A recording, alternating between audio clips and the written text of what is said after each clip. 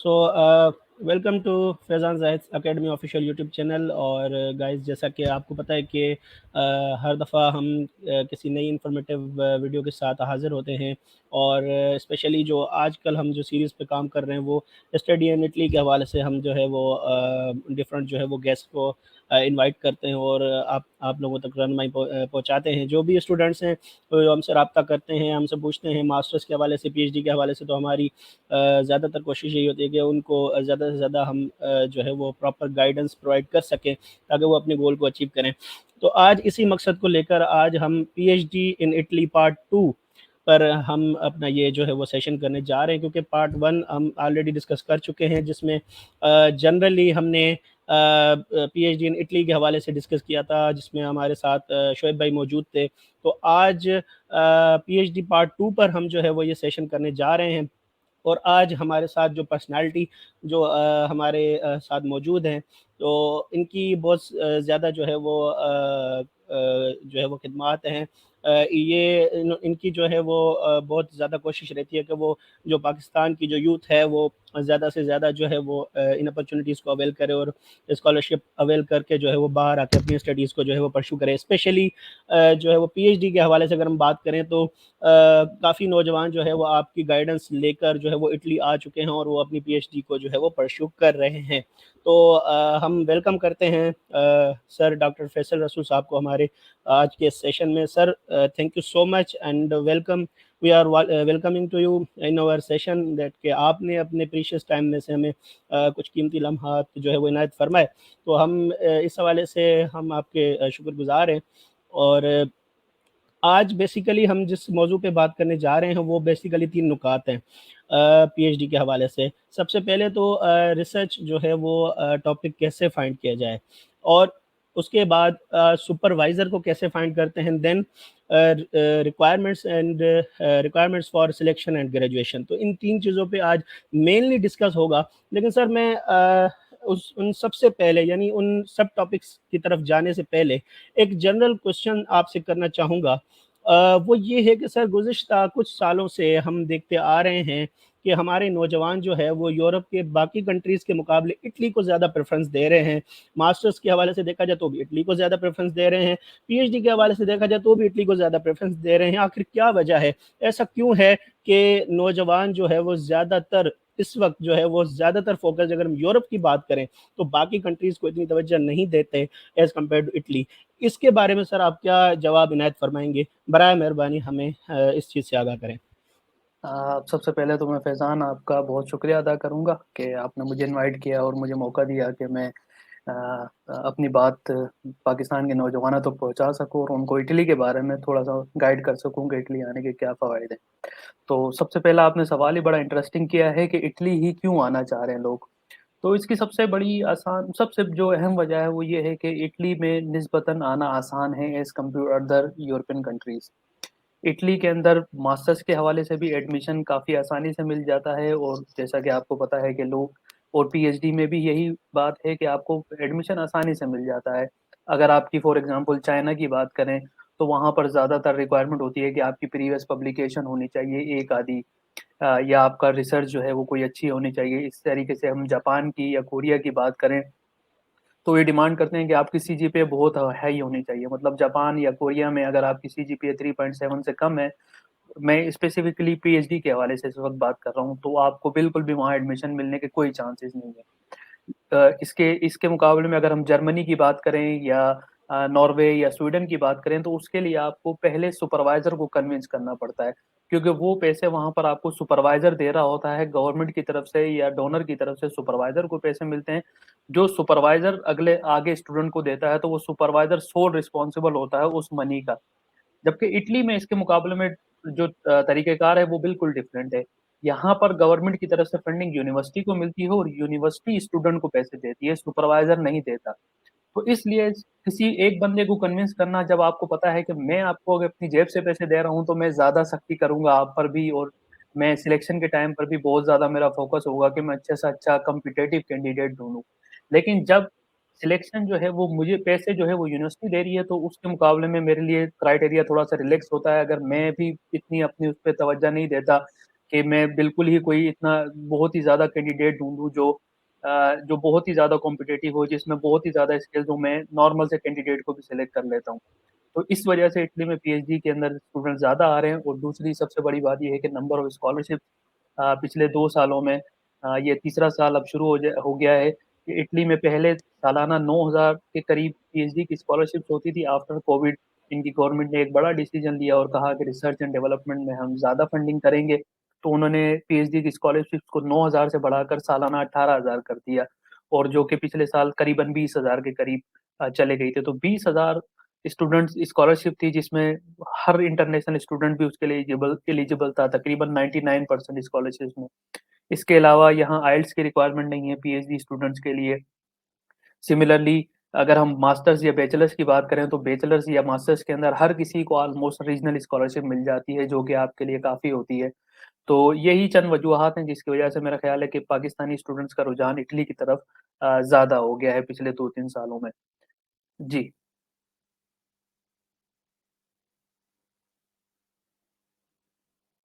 तो सर, ये हमने जो है वो सुना आपसे कि काफ़ी अच्छा जो है वो जवाब आपने जो है वो हमें बताया कि क्यों जो है वो इटली आ रहे हैं और उसके क्या बेनिफिट्स हैं। यानी इटली एक इस वक्त मैं समझता हूँ कि यूरोप में एक ऐसा वाहिद कंट्री है जो कि ये सारे बेनिफिट्स प्रोवाइड कर रहा है स्टूडेंट्स को। बिल्कुल। तो मज़ीद हम आगे जो है वो बात करेंगे।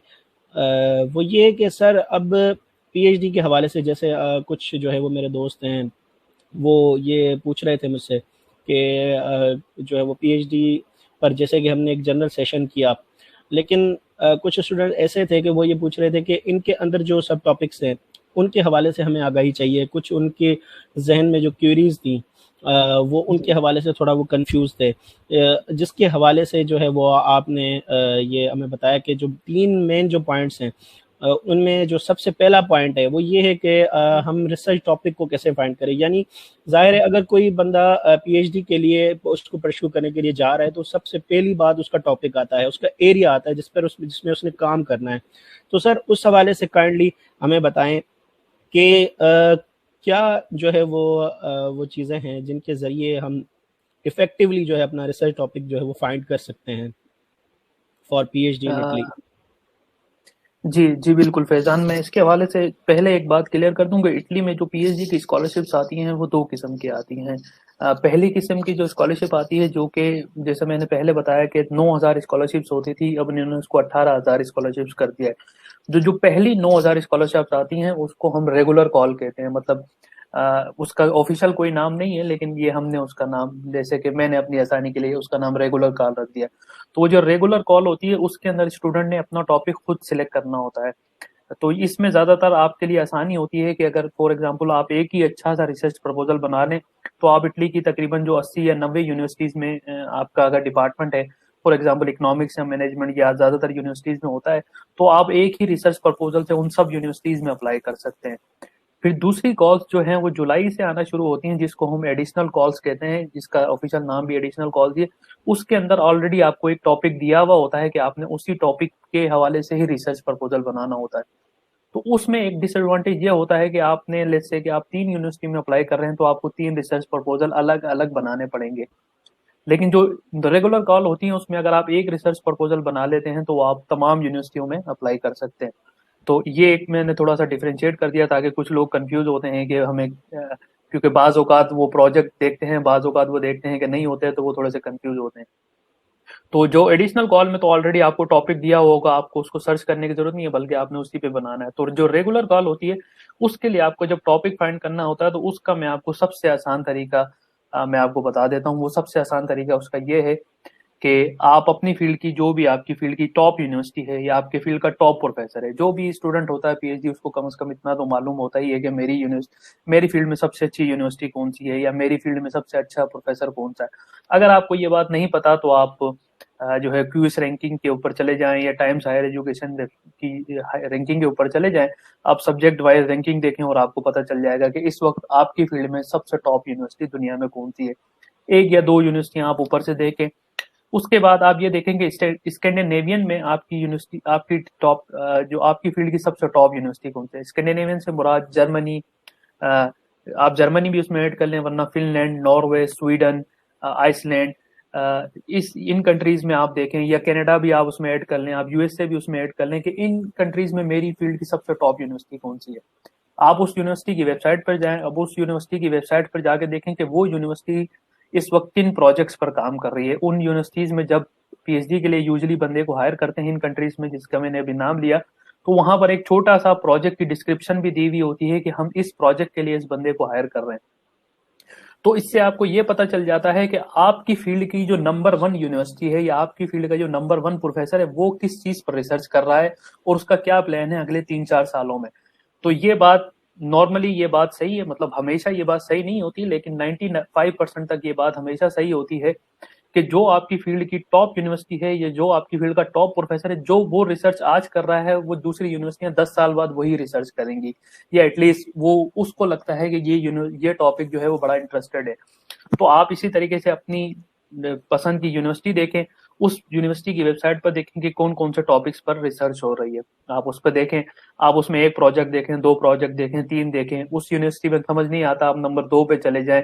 इस तरीके से आप 3-4 यूनिवर्सिटियां जब देखेंगे, 15-20 प्रोजेक्ट देखेंगे, तो इंशाल्लाह आपको एक आधा प्रोजेक्ट का आइडिया हो जाएगा कि इन द फ्यूचर क्या हो रहा है हमारी फील्ड में। तो आपको एक इनोवेटिव आइडिया मिल जाएगा। जब आपको एक इनोवेटिव टॉपिक मिल गया, आपको थीम मिल गया कि मैं फला फला डायरेक्शन में मेरी फील्ड फला डायरेक्शन में मूव कर रही है, अगले 10 सालों में इस तरफ जाएगी, तो आप उसी को अपना टॉपिक बनाएं। और उसका सबसे आसान तरीका ये होता है कि जब आपने कोई भी टॉपिक पे आप पहली दफा रिसर्च शुरू करते हैं, आपको नहीं पता होता, तो सबसे आसान तरीका होता है कि आप उस टॉपिक से रिलेटेड लिटरेचर रिव्यू पढ़ें रिसेंट। फॉर एग्जाम्पल मैं अपनी फील्ड की बात करूं तो मेरी फील्ड डिजिटल सप्लाई चेन की है। तो अगर मैं डिजिटल सप्लाई चेन के बारे में मुझे पहले नहीं पता था, अब मैं डिजिटल सप्लाई चेन के बारे में जानना चाहता हूं, तो सबसे आसान तरीका क्या है कि मैं गूगल स्कॉलर पे जाकर लिखूं कि digital supply chain literature review, और उसको मैं कर दूं कि 2020 से लेकर 2023 के दरमियान या 2021 से 2023 के दरमियान जो लिटरेचर रिव्यू पब्लिश हुआ है। तो उससे मुझे बेसिक ग्रिप मिल जाएगी, मुझे बेसिक आइडिया हो जाएगा कि मेरी फील्ड में क्या हो रहा है। अगर वो बिल्कुल टॉपिक मेरे लिए नया है तो मुझे उसका आस पास का आइडिया पता चल जाएगा। तो उस नंबर 1 तो आपको उस प्रोजेक्ट की थोड़ी बहुत डिस्क्रिप्शन पहले ही मिल जाएगी, थोड़ा सा आप लिटरेचर रिव्यू से आपको आइडिया हो जाएगा। आप इन दोनों को मिला के एक रिसर्च क्वेश्चन बनाएंगे, फिर रिसर्च क्वेश्चन बनाने के बाद आप उस टॉपिक के ऊपर मजीद अपना प्रपोजल लिखेंगे। तो ये मेरे मेरे नजदीक सबसे आसान तरीका है एक इनोवेटिव रिसर्च प्रपोजल के लिए आइडिया ढूंढने का। बाकी रिसर्च प्रपोजल लिखना इट सेल्फ एक बड़ी टेक्निक है, उसके लिए आपको जाहिर सी बात है आपने मास्टर्स के दरमियान उससे सीखा होगा। आपने अगर आपको फिर भी कुछ मसले हैं तो आजकल आपको पता है कि कोर्सेरा के ऊपर कोर्सेज मौजूद हैं, गूगल यूट्यूब के ऊपर वीडियोस मौजूद हैं, आप अपने प्रोफेसर से या अपने सीनियर से उसमें मजीद हेल्प ले सकते हैं। तो ये बेसिकली एक छोटा सा मेरी नज़र में एक आसान तरीका है रिसर्च प्रपोजल के लिए टॉपिक ढूंढने का। जी जी सर, बिल्कुल सर, आपने जो है वो काफ़ी अच्छा मेरे ख़्याल से काफ़ी वज़ाहत के साथ ये इसका जवाब जो है वो हमें इनायत फ़रमाया है। मज़ीद प्रॉब्लम ये आती है, बहुत सारे स्टूडेंट्स ये भी सवाल कर रहे थे कि हम सुपरवाइज़र को कैसे फाइंड करें, और अगर फाइंड कर रहे हैं तो वो सुपरवाइज़र को कन्विंस किन चीज़ों से करते हैं? यानी वो सुपरवाइज़र कौन से एंगल्स आपके देखे जिससे वो इम्प्रेस हो और फिर आपको जो है वो इंटरव्यू के लिए इनवाइट करे, देन जो फर्दर जो प्रोसेस होते हैं। यानी ये एक मेरे ख्याल से दूसरे नंबर पे ये एक बहुत बड़ी जो है वो कहते हैं कि एक स्टेप होता है ये, और जिसको जो है वो स्टूडेंट्स काफ़ी कंफ्यूज होते हैं कि कैसे कवर किया जाए। अच्छा, मैं इसके हवाले से जो इटली की सबसे अच्छी बात है उसमें से एक सबसे अच्छी बात यह भी है कि आपको पीएचडी स्कॉलरशिप के लिए भी आपको किसी सुपरवाइजर से रब्ता करने की जरूरत नहीं है। इटली और इंडोनेशिया इस वक्त मेरे ख्याल से दो वाहिद मुल्क हैं जो जिनके बारे में मैं जानता हूँ। हो सकता है और भी मुल्कों में ये प्रोसीजर फॉलो होता हो, लेकिन इटली और इंडोनेशिया ये दो वाहिद ऐसे मुल्क हैं जिसमें जब आप पीएचडी के लिए अप्लाई करते हैं तो आपने किसी सुपरवाइजर से पहले रब्ता नहीं करना। आपने उसी तरीके से जिस तरीके से मास्टर्स या बैचलर्स के लिए यूनिवर्सिटी पे एडमिशन अनाउंस होते हैं, आपने उसके लिए अप्लाई करना होता है, आप अपने अपने डॉक्यूमेंट्स जमा करवाने होते हैं। वो डॉक्यूमेंट्स एक कमेटी रिव्यू करती है, वो कमेटी ही डिसाइड करती है, फिर आपको शॉर्टलिस्ट करते हैं और शॉर्टलिस्ट करने के बाद आपको इंटरव्यू के लिए कॉल करते हैं। लेकिन वो एक सुपरवाइजर इंटरव्यू के लिए कॉल नहीं होता, बल्कि वो यूजली 3 या 5 लोगों का पैनल होता है, तो वो आपसे इंटरव्यू करता है। और अक्सर ऐसा होता है कि जिस सुपरवाइजर के साथ आप इन द फ्यूचर काम करेंगे वो सुपरवाइजर उस पैनल का हिस्सा ही नहीं होता। फॉर एग्जाम्पल आप जिस टॉपिक पे रिसर्च करेंगे कोई भी उसका एक्सपर्ट वहां मौजूद नहीं है, तो अगर आप थोड़ा कॉन्फिडेंस से बात करते हैं, थोड़े एक दो टेक्निकल वर्ड यूज कर सकते हैं, तो वहाँ कोई ऐसा एक्सपर्ट है ही नहीं जो आपकी बात को सही से जज करे। तो वो आपका ये देखेगा कि यार ये बंदा बड़ी कॉन्फिडेंस से बात कर रहा है, तो इसका मतलब है कि इसको पता है कि ये क्या बात कर रहा है। तो ये इटली का एक बहुत बड़ा एडवांटेज है। इसलिए मैं लोगों को ये कहता हूँ कि आप इटली में थोड़ा सा इनोवेटिव प्रोजेक्ट हो, क्योंकि जो स्पेशली जब आपका नॉन एक्सपर्ट उसको इवेलुएट करता है, तो वो सिर्फ ये देखता है कि हाँ यार ये इन द फ्यूचर, उनको थोड़ा बहुत आइडिया तो होता है, जाहिर सी बात है कि वो मेरे ही डिपार्टमेंट के प्रोफेसर होंगे, लेकिन स्पेसिफिकली वो डिजिटल सप्लाई चेन पर रिसर्च नहीं कर रहे होंगे। लेकिन उनको ये पता है कि डिजिटल सप्लाई चेन आजकल बड़ा इमर्जिंग टॉपिक है और अच्छा टॉपिक है, तो वो इसको उनको अट्रैक्ट करेगा। तो इसलिए नंबर एक जो मैंने रिसर्च प्रपोजल का आपको बताया, नंबर दो आपने जरा कॉन्फिडेंस से इंटरव्यू में जवाब देंगे तो इंशाल्लाह आपको सिलेक्शन के चांसेस ज्यादा हैं। तो इटली में आपको, इन शॉर्ट मैं इसको दोबारा समराइज कर दूं कि इटली में आपको सुपरवाइजर ढूंढने की जरूरत नहीं होती। लेकिन अगर फिर भी आप थोड़ा सा एक्टिव रहते हैं, आप चाहते हैं कि मैं सुपरवाइजर से बात करूं, हालांकि उसका इतना फर्क नहीं पड़ता, आप चाहें तो उसको एक ईमेल कर सकते हैं और उनको बता सकते हैं कि सर मैं फला फला टॉपिक पर रिसर्च करना चाहता हूँ और इन द फ्यूचर आपकी यूनिवर्सिटी में। उसके लिए आप, अगर आप गूगल पे लिखेंगे कि how to write an email, लेकिन मैं उसमें एक बात ये आपसे कहना चाहूंगा कि अक्सर स्टूडेंट्स ने उसमें लिखा होता है कि यूअर यूनिवर्सिटी, यूअर लैब। तो ये जब आप यूअर का लफ्ज यूज करते हैं या यूअर लैब या यूअर यूनिवर्सिटी, तो उससे उसको पता चल जाता है कि ये एक जनरलाइज ईमेल है, ये इसने मेरे लिए स्पेसिफिकली नहीं लिखी। तो आप जब भी लिखें तो आप लिखें कि यूनिवर्सिटी ऑफ रोम तोर वर्गाता, और जो है उसकी supply chain management lab under supervision of doctor Marco Greco, आपने ये लिखना है ताकि उसको पता चले कि ये ईमेल मेरे लिए ही इसने क्राफ्ट की है। अगर आप ये लिख देते हैं कि यूआर ईमेल, तो उसको पता चल जाता है कि ये ईमेल इसने 50 लोगों को और भी फॉरवर्ड की है और इसने इतनी भी मेहनत नहीं की कि हाँ इसको थोड़ा सा चेंज कर दें। तो जब भी आप किसी को ईमेल करें तो उसको पर्सनलाइज करें, उसमें उसकी पर्सनल बातें करें उसके साथ, ना कि आप ये लिखें कि यूर ऑर्गेनाइजेशन, यूर कंट्री या यूर यूनिवर्सिटी। तो अक्सर लोगों की मैं देखता हूँ स्टूडेंट्स की, तो ये एक बड़ी मिस्टेक करते हैं। जी जी सर, मेरे ख्याल से ये एक काफ़ी अच्छा पॉइंट है जो कि आपने भी बताया कि इटली में सुपरवाइज़र की कोई नीड पड़ती नहीं है, और आप बगैर जो है वो just like BS and MS you can apply simply on the portal. I think कि अब इससे बढ़कर एडवांटेज और नहीं हो सकता for those who want to pursue the PhD. मेरे ख्याल से यहीं पे ये एक बहुत बड़ा एडवांटेज है उन सब के लिए। अच्छा सर, सिलेक्शन और ग्रेजुएशन की रिक्वायरमेंट्स क्या हैं, इस हवाले से काइंडली ज़रा आप हमें बताएंगे। अच्छा, इसके हवाले से भी मैं इटली को, क्योंकि मैं बहुत ज़्यादा प्रमोट करता हूँ, तो इसमें मैं पाकिस्तानी स्टूडेंट्स के दो ही मसले होते हैं आमतौर पे। उनका सबसे बड़ा मसला होता है कि उनकी सीजीपीए लो होती है, आमतौर पे ये जो स्टूडेंट्स जो स्ट्रगल कर रहे होते हैं, या फिर उनका स्टडी गैप ज़्यादा होता है, किसी को 5 साल हो गए होते हैं मास्टर्स किए हुए, किसी को 10 साल, किसी को 3 साल, या फिर उन्होंने प्रीवियस मास्टर्स में कोई पब्लिकेशन नहीं की होती। तो इटली में इन तीनों चीज़ों से कोई फर्क नहीं पड़ता। मैं रिपीट कर देता हूं कि आपकी सीजीपीए, आपकी पब्लिकेशंस और आपकी गैप से इटली में कोई फर्क नहीं पड़ता। ये काउंट होते हैं आपके, डेफिनेटली आपकी सिलेक्शन के अंदर इनकी काउंटिंग होती है, लेकिन 100 में से इनके नंबर टोटल मिला के सिर्फ 10 या 9 होते हैं इनके नंबर। यानी कि 90 नंबर आपको दूसरी चीजों से मिलते हैं, इन आपकी प्रीवियस एजुकेशन से, आपकी सीजीपीए से, आपकी पब्लिकेशन से, आपकी ईयर्स ऑफ गैप से सिर्फ आपके 8 या 9 नंबर होते हैं। तो अगर आप बाकी एरियाज में अपने आप को कवर कर लें तो आप बहुत अच्छे से उसको कर सकते हैं। और इससे हम इस चीज में जो सबसे अहम जो इटली में डॉक्यूमेंट है, जिस डॉक्यूमेंट की से आपकी सिलेक्शन 90% होती है, वो आपका रिसर्च प्रपोजल। और उसके बाद जो 10% नंबर होते हैं, आप ये कहने के चले 80% आपका रिसर्च प्रपोजल, 10% आपका लेटर ऑफ मोटिवेशन और 10% बाकी सब चीजें, जिसमें आपकी सीजीपीए, जिसमें आपकी प्रीवियस पब्लिकेशंस और जिसमें बहुत सारी चीजें होती हैं। तो आपने अपने रिसर्च प्रपोजल पर सबसे ज्यादा मेहनत करनी है। रिसर्च प्रपोजल को बहुत अच्छे से लिखें, सीवी में आपने हर चीज क्लियरली उसको अच्छी सीवी बनानी है। लेकिन again, research proposal is almost 90% of selection. अगर आपका रिसर्च प्रपोजल अच्छा है तो आपके सिलेक्शन के 90% चांसेस है। ऑफिशियली भी जब मार्किंग होती है तो 100 में से 60 नंबर जो है इनिशियल रिव्यू को दिए जाते हैं यूजली। हर यूनिवर्सिटी में इस तरीके से नहीं होता, लेकिन मैं यूजली बता रहा हूँ कि 60% जो है वो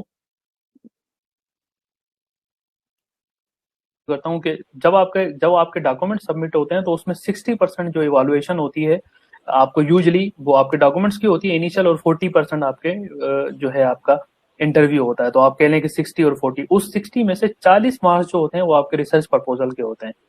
बाकी जो है ना 20 मार्क्स दूसरी चीजों के होते हैं, जिसमें से पब्लिकेशन के आमतौर पर 3 मार्क्स होते हैं, आपका करिकुलम की रेलिवेंसी के 5 मार्क्स होते हैं, आपके सीजीपीए के नहीं, आपकी रेलिवेंसी के 5 मार्क्स होते हैं। तो फॉर एग्जाम्पल अगर मैं इंडस्ट्रियल इंजीनियर हूँ और मैं इंडस्ट्रियल इंजीनियरिंग में ही पीएचडी में अप्लाई कर रहा हूँ, तो वो मुझे 5 मार्क्स मिलेंगे, मेरे पुराने कोर्सेज और नए कोर्सेज मिलते चलते हों। लेकिन लेट्स से कि मैं इंडस्ट्रियल इंजीनियर हूँ, मैं इलेक्ट्रॉनिक्स में अप्लाई कर रहा हूँ, तो मुझे उसमें से 5 भी नहीं बल्कि मुझे हो सकता है 1 या 2 मार्क मिले।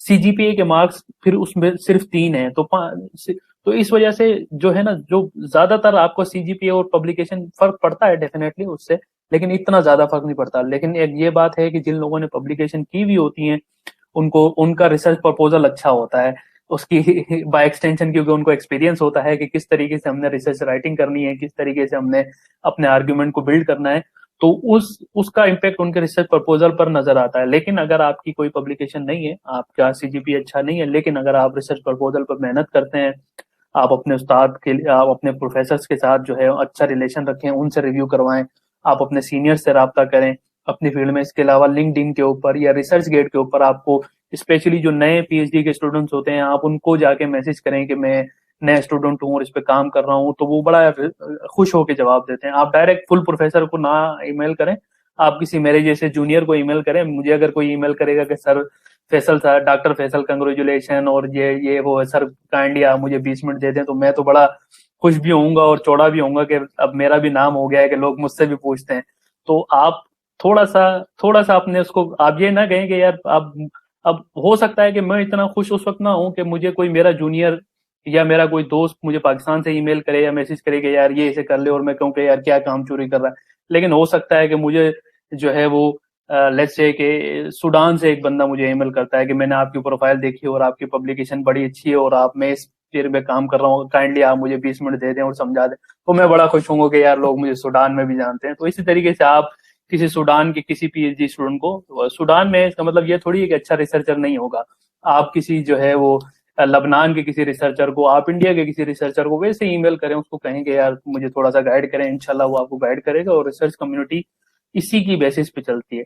आमतौर पे पाकिस्तानियों को इतनी ज्यादा हेल्प नहीं करते हैं, क्योंकि हमें लगता है कि ये काम चोरी कर रहा है। तो आप थोड़े से एक्टिव हो, आप अपने सर्कल को बढ़ाएं, आप बाहर के लोगों से हेल्प लें, तो वो इंशाल्लाह आपको हेल्प करेंगे। तो ये तो हो गई बात सिलेक्शन की। और दूसरी जो इटली की सबसे अच्छी बात है, जो ग्रेजुएशन के हवाले से भी इटली में सबसे अच्छी बड़ी बात यह है कि इटली में ग्रेजुएशन का क्राइटेरिया भी बहुत ही आसान है। इटली में तकरीबन 99% तक स्टूडेंट जो है वो ऑन टाइम ग्रेजुएट होते हैं, जो मेरा नहीं ख्याल के दुनिया में कहीं और इस तरीके से होता है। स्पेशली अगर हम चाइना, कोरिया या जापान, यूएस, कनाडा में इसको कंपेयर करें, तो वहाँ कोई भी स्टूडेंट पीएचडी जो है वो 5-6 साल से पहले कंप्लीट नहीं करता, क्योंकि वहां पर आमतौर पर 2 या 3 या कहीं एक जर्नल पब्लिकेशन की रिक्वायरमेंट होती है, जो कि इस फील्ड में से जो लोग ताल्लुक रखते हैं उनको पता है कि यूजुअली ये हमारे हाथ में नहीं होता। फॉर एग्जाम्पल मैं अगर मैं अपनी बात करूं, तो मैंने अपना एक पेपर, रिसर्च पेपर जो है वो 11 जुलाई 2022 को जमा करवाया था। ऑलमोस्ट 1 साल होने वाला है और उस पर कोई भी एक्शन नहीं लिया एडिटर ने। उसको हमने 2-3 दफा रिमाइंडर भी भेजे हैं। अगर मेरी पीएचडी उस पेपर पर डिपेंडेंट होती तो मैं तो ग्रेजुएट होना, मेरा तो 1 साल वैसे ही जाया हो गया। तो ये चाइना या थाईलैंड या जापान में ये रिक्वायरमेंट होती है। तो इटली में ऐसी कोई रिक्वायरमेंट नहीं है कि आपने ग्रेजुएट होने के लिए इतने पेपर पब्लिश करने हैं, या आपकी ये, आपने सिर्फ एक अच्छा सा डिसर्टेशन लिखना है। और आमतौर पर 99% लोग जो है, जो मेरी ऑब्जर्वेशन रही है पिछले 3 सालों में, वो टाइम पे ग्रेजुएट होते हैं। तो यहाँ आना भी आसान है और यहाँ से डिग्री लेके जाना भी आसान है। यहाँ पर नंबर ऑफ स्कॉलरशिप्स भी बहुत ज्यादा हैं। तो मतलब इटली के तो फायदे ही फायदे हैं। इसके अलावा आप खुद भी इटली में हैं, तो आपको अंदाजा है कि यहाँ का लाइफस्टाइल भी बहुत ज्यादा रिलैक्स है, इतनी ज्यादा सख्ती नहीं है, प्रोफेसर्स भी बहुत कोऑपरेटिव हैं। तो यहाँ एडवांटेज बहुत ज्यादा है। तो ये बेसिकली मतलब इन एडमिशन और ग्रेजुएशन का ये बेसिकली क्राइटेरिया है। जी, इसके अलावा अगर आप कुछ और पूछना चाहें तो बिल्कुल। जी सर, बिल्कुल मेरे ख्याल से सर आपने वो तमाम वो उन बातों का निचोड़ जो है वो रख रख दिया है सामने, जो कि मेरे ख्याल से पाकिस्तानी स्टूडेंट्स की जनरली जो उनके ज़हन में जो है वो होती हैं परेशानियाँ, या वो जो सवालात होते हैं, वो जिन चीज़ों से डर रहे होते हैं, या वो जिन जो चीज़ें उनको समझ में नहीं आ रही होती बज़ाहिर, मेरे ख्याल से आपने बड़ी आसान लफ्ज़ों में और जो है वो पॉइंट टू पॉइंट उन चीज़ों को डिस्कस कर दिया है।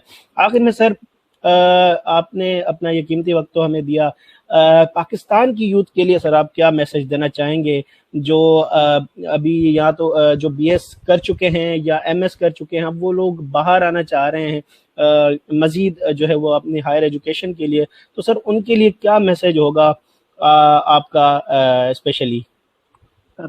बेसिकली पाकिस्तानी स्टूडेंट्स के लिए तो मेरा एक ही मैसेज है, बल्कि दुनिया के हर शख्स के लिए, कि there are no shortcuts to success. अगर आप कामयाब होना चाहते हैं तो आपको लंबे रास्ते से ही आना पड़ेगा। कुछ लोग होते हैं बाकायदा, हम मुसलमान हैं, हमें अल्लाह पे यकीन है कि अल्लाह अपने, कुछ लोगों पर अल्लाह की करम नवाजी होती है। बहुत सारे स्टूडेंट्स ऐसे हैं कि जिनकी प्रोफाइल भी बहुत अच्छी नहीं होती, या जो मेहनत नहीं करते लेकिन वो हमसे अच्छे आगे होते हैं, लेकिन वो उन पे अल्लाह की नजर होती है, वो किसी और चीज में अच्छे होते हैं जिसका सिला अल्लाह उनको इस तरीके से दे रहा होता है। लेकिन जो आम तौर पे दुनिया का असूल है, अल्लाह ने बनाया है कि आप जितनी मेहनत करेंगे आपको उतना ही फल मिलेगा। आपने मेहनत करनी है और सिला अल्लाह पे छोड़ दें। और शॉर्टकट नहीं है कि यार दूसरों का रिसर्च प्रपोजल लेके मैं उसमें नाम चेंज कर दूं, दूसरों का लेटर ऑफ मोटिवेशन लेके मैं उसमें सिर्फ नाम चेंज कर दूं, किसी और के पेपर में अपना नाम डलवा लूं। तो ये चीजें जब आप करेंगे तो ये इन द लॉन्ग रन आपको, आपके प्रोफेसर को, वो सारा दिन उनका यही काम है, वो यही काम करते हैं कि लोगों से मिलते हैं, इंटरव्यू लेते हैं, नए स्टूडेंट्स को काम करते हैं। हमारे जैसे स्टूडेंट आते हैं उनको टॉपी करवाने की कोशिश करते हैं, तो उनको देखने से ही पता चल जाता है कि ये इस बंदे का अपना काम है या इस बंदे ने किसी और से। वो जब आप इंटरव्यू में उसको सिर्फ यही कहते हैं कि ये मेरी रिसर्च है, तो उसको उसी से पता चल जाता है कि आपकी ये रिसर्च है भी या नहीं है। तो शॉर्टकट ना लें, बल्कि आप पूरा प्रोसेस को फॉलो करें। आप डेफिनेटली स्मार्ट लोग होंगे जो जो 3 महीने का काम 2 महीने में कर लेंगे, लेकिन ऐसा इंसान कोई भी नहीं होगा कि जो 3 महीने का काम 3 दिन में कर ले। तो आप 3 महीने के काम को 3 महीने में करने की कोशिश करें, एक सिस्टमेटिक तरीके से फॉलो करें, इंशाल्लाह कामयाबी जो है वो आपके कदम चूमेगी। इसमें एक सिर्फ एक बात मैं ऐड करना चाहूंगा कि मैं आपको एक पीडीएफ की एक मैंने फाइल एक बनाई है, जिसके अंदर मैंने ये इटली में पीएचडी के एडमिशन के हवाले से डिटेल में हर चीज को एक्सप्लेन किया हुआ है। आपने अप्लाई कैसे करना है उसके लिए एक वीडियो बनाई हुई है, लेटर ऑफ मोटिवेशन कैसे लिखना है उसके लिए एक वीडियो में डिस्कशन किया हुआ, उसका लिंक दिया हुआ है, फीस कैसे पे करनी है, कितनी फैमिली को कैसे बुलाना है, मतलब ऑलमोस्ट हर सवाल का जवाब जो इटली में पीएचडी के हवाले से किसी स्टूडेंट के जहन में आता है उसका मैंने देने की कोशिश की है। मतलब मैंने अकेले ने वो गाइड नहीं बनाई है, और भी उसमें हमारे दोस्त हैं, जिन्होंने उसमें कंट्रीब्यूट किया है, तो वो हमने एक गाइड प्रिपेयर की है। मैं आपके साथ वो गाइड का लिंक शेयर कर दूंगा, वो आप गाइड इसकी डिस्क्रिप्शन में डाल दें, तो ताकि बाद में भी उसको कुछ ऐसे सवाल हैं जिनका जवाब मैंने नहीं दिया तो वो आप उस गाइड को पढ़ लें। वो उसमें तकरीबन हर चीज का ही हमने अपनी तरफ से, कि जो जो हमारे जहन में जो लोग पूछते हैं कि यार किस तरीके से करना, उसमें यही रिसर्च प्रपोजल के हवाले से भी मैंने उसका वो डिस्कस किया हुआ है। इंटरव्यू में क्या सवाल होते हैं, किस तरीके के जवाब दिए जाते हैं, डॉक्यूमेंट किस तरीके से प्रिपेयर करें, तो अगर वो गाइड भी कोई पढ़ लेगा तो इंशाल्लाह उसको मजीद किसी चीज की जरूरत नहीं पड़ेगी पूछने की। तो मैं आपके साथ वो शेयर कर दूंगा। तो मैंने कहा कि ये वीडियो में मैं लोगों को बता भी दूं कि वो गाइड अगर वो पढ़ना चाहें तो बिल्कुल उनके काम आएगी।